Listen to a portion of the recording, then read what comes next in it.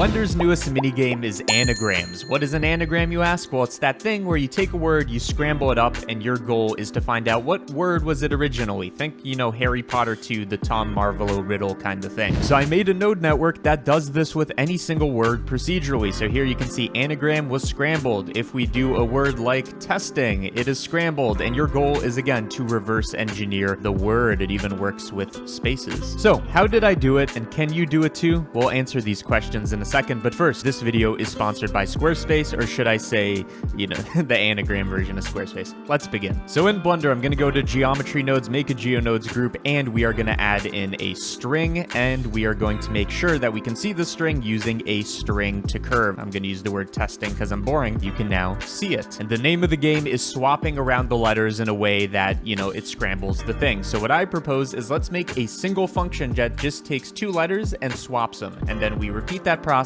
over and over and over again. So first order of business is let's pick a random number that slices the string either here, or basically tells us where to scramble the thing. So we need to know the length of the string. So we need to know what position, and it can't go beyond the length of this. And we need to generate a random number. So I'm going to do a random value. It can't go past the length. Actually, indexing starts at 0, so it's going to be the length minus 1. Now we have a random number generator that can work with any seed. To slice the string, there is a node for this. It's literally called slice string. Add in your slice string to the string. We're going to use the position of this, and you're going to see it's not going to work because random value depends on geometry and indexing. So just add in a value node that's set to 0 here. It doesn't really matter. Now when we change the seed, we get different kind of substrings of where it cuts our word.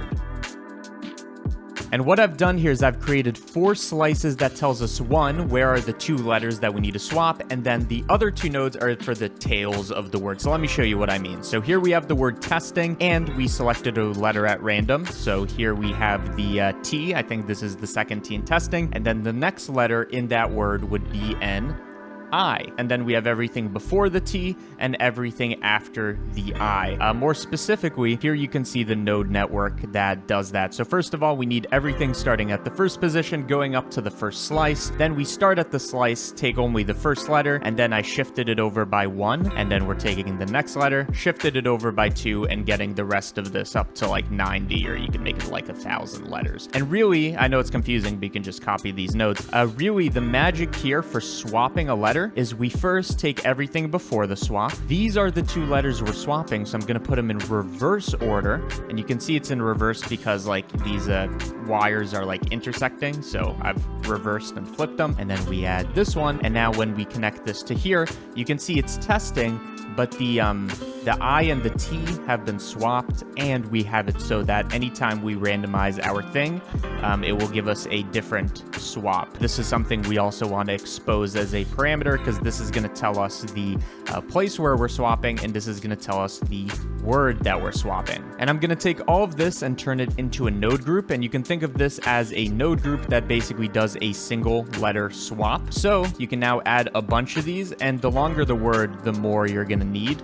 So this is the number of swaps, and we can change the seed value so each one does a different swap, and hopefully over time we get a more and more distorted word. And if it doesn't, you can just change the original seed until the word is unrecognizable. Here you can still kind of tell it says test, and then here, but now it's gotten pretty confusing. You can add in any single word like anagram. It will mess it up.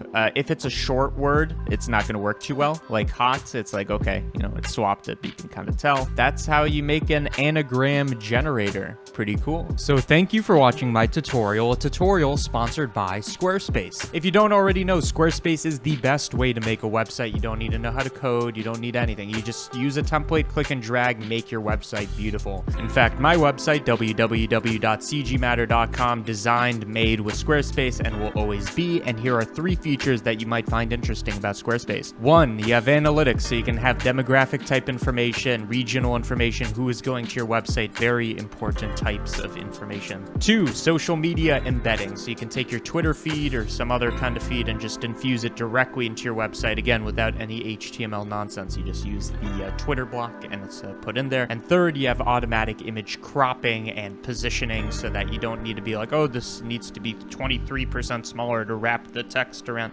No, all of this is done automatically. And while Squarespace is already super affordable, I'm here to swing the deal. If you click my link in the description and use my coupon code, you can save 10% on your first purchase of a website or domain. Thank you, Squarespace, for sponsoring this video.